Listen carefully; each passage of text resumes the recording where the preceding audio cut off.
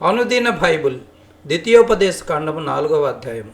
కాబట్టి ఇశ్రాయేలీయులారా, మీరు బ్రతికి మీ పితరుల దేవుడైన యెహోవా మీకిచ్చుచున్న దేశంలోనికి పోయి స్వాధీనపరచుకున్నట్లు మీరు అనుసరింపవలసిన విధులను కట్టడలను నేను మీకు బోధించుచున్నాను వినుడి. మీ దేవుడైన యెహోవా ఇచ్చిన ఆజ్ఞలను మీకు ఆజ్ఞాపించుచున్నాను.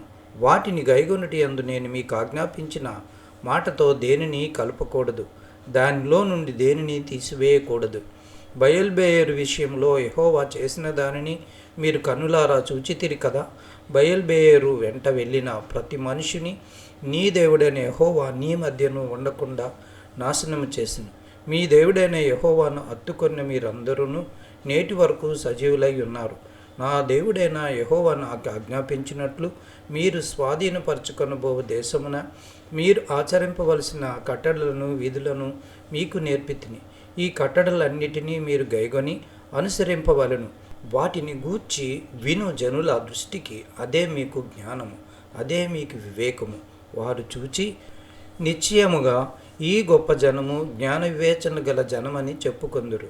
ఏలయనగా మనము ఆయనకు మొర్రపెట్టినప్పుడల్లా మన దేవుడైన యెహోవా మనకు సమీపంగా నున్నట్లు మరి ఏ గొప్ప జనమునకు ఏ దేవుడు సమీపంగా నున్నాడు?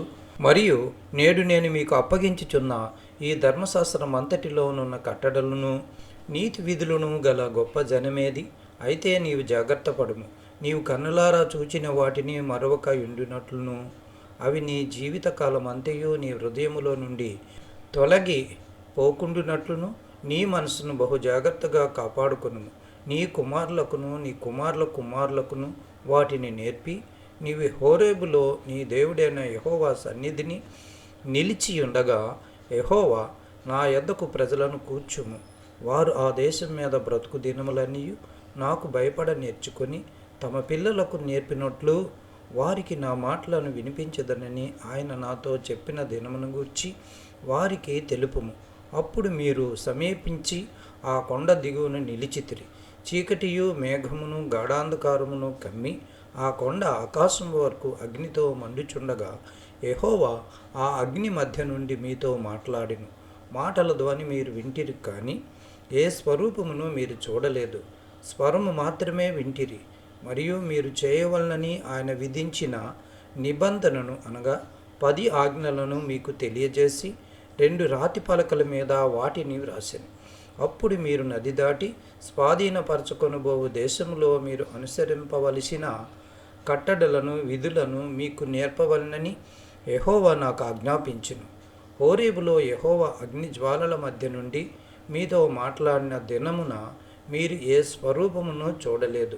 కావున మీరు చెడిపోయి భూమి మీదనున్న ఏ జంతువు ప్రతిమనైనను, ఆకాశమందు ఎగురు రెక్కలు గల ఏ పక్షి ప్రతిమనైనను, నేల మీద ప్రాకు ఏ పురుగు ప్రతిమనైనను, భూమి క్రిందనున్న నేలయందలి ఏ చేప ప్రతిమనైనను, ఆడు ప్రతిమను కానీ మగ ప్రతిమను కానీ ఏ స్వరూపము కలిగిన విగ్రహమును మీ కొరకు చేసుకొనుకుండునట్లును ఆకాశం వైపు కన్నులెత్తి సూర్య చంద్ర నక్షత్రములైన ఆకాశ సైన్యమును చూచి మరలకొల్పబడి నీ దేవుడైన యెహోవా సర్వాకాశము క్రిందనున్న సమస్త ప్రజల కొరకు పంచిపెట్టిన వాటికి నమస్కరించి వాటిని పూజింపకుండునట్లును మీరు బహు జాగ్రత్త పడుడి.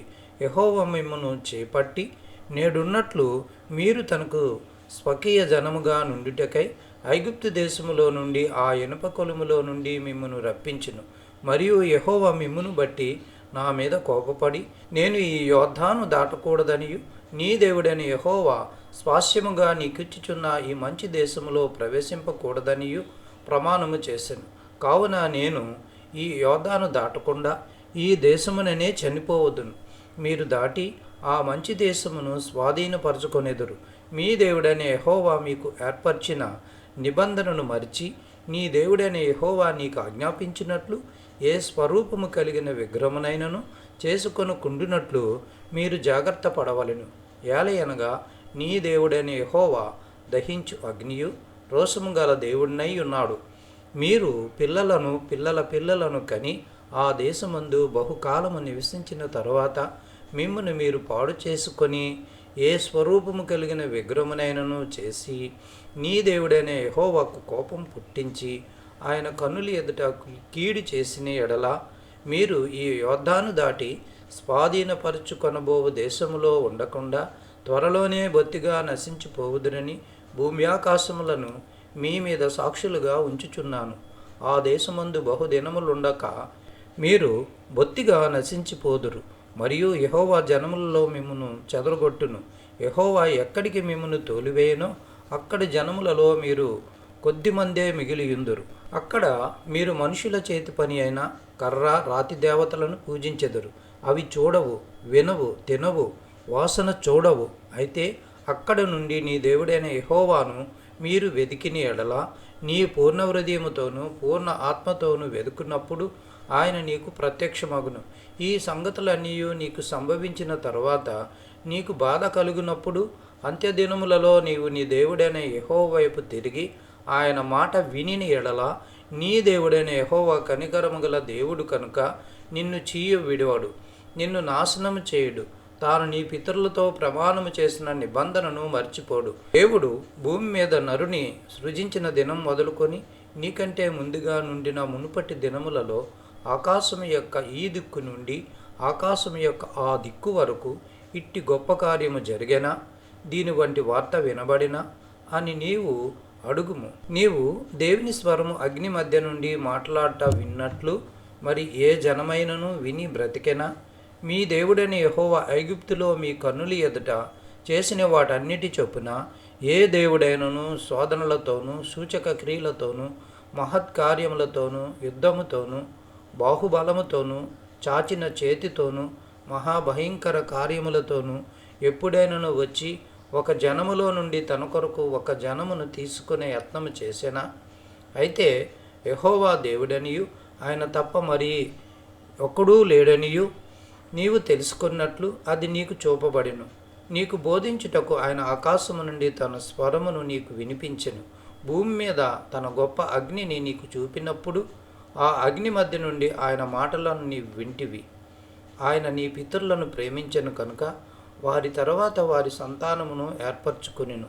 నీకంటే బలమైన గొప్ప జనములను నీ ముందర నుండి వెళ్ళగొట్టి నిన్ను ప్రవేశపెట్టి ఆయన నేడు చేయుచున్నట్లు వారి దేశము నీకు స్వాస్యముగా ఇచ్చుటకై నీకు తోడుగా నుండి ఐగుప్తులో నుండి తన మహాబలము చేత నిన్ను వెలుపలికి రప్పించెను. కాబట్టి పైనున్న ఆకాశమందును క్రిందనున్న భూమి అందును యెహోవాయే దేవుడనియు మరి ఒక దేవుడు లేడనియు నేడు నీవు ఎరిగి జ్ఞాపకమునకు తెచ్చుకొనుము. మరియు నీకును నీ తరువాత నీ సంతానపు వారికిని క్షేమము కలుగుటకై నీ దేవుడైన యెహోవా సర్వకాలము నీకిచ్చుచున్న దేశములో నీవు దీర్ఘాయుష్వంతుడు వగునట్లు నేడు నేను నీకు ఆజ్ఞాపించు ఆయన కట్టడలను ఆజ్ఞలను నీవు గైకొనవలెను. అంతకు ముందొకడు పగబట్టక పరాకున తన పొరుగువాన్ని చంపినయెడల చంపినవాడు పారిపోవుట మోసే తూర్పు దిక్కున యోర్దాను యువతల 3 పురములను వేరుపరచెను. అటివాడెవడైనను ఆ పురములలో దేనిలోనికైనను పారిపోయి బ్రతుకును. అవేవనగా రుబేనీయులకు మైదానపు దేశ అరణ్యమందలి బేసేరను, గాదీయులకు గిలాదులోనున్న రామోతును, మనష్షీయులకు బాషానులున్న గోలాను అనునవే. మోసే ఇశ్రాయేలులకిచ్చిన ధర్మశాస్త్రము ఇది. ఇశ్రాయేలులు ఐగుప్తులో నుండి వెలుపలకు వచ్చిచుండగా యోర్దాను యువతల బెత్షాయేరు ఎదుట లోయలో హెష్బోనులో నివసించిన అమోరీల రాజైన సీహోను దేశమందు మోసే ఇశ్రాయేలీయులకు నియమించిన శాసనములు, కట్టడలు, న్యాయవిధులు ఇవి.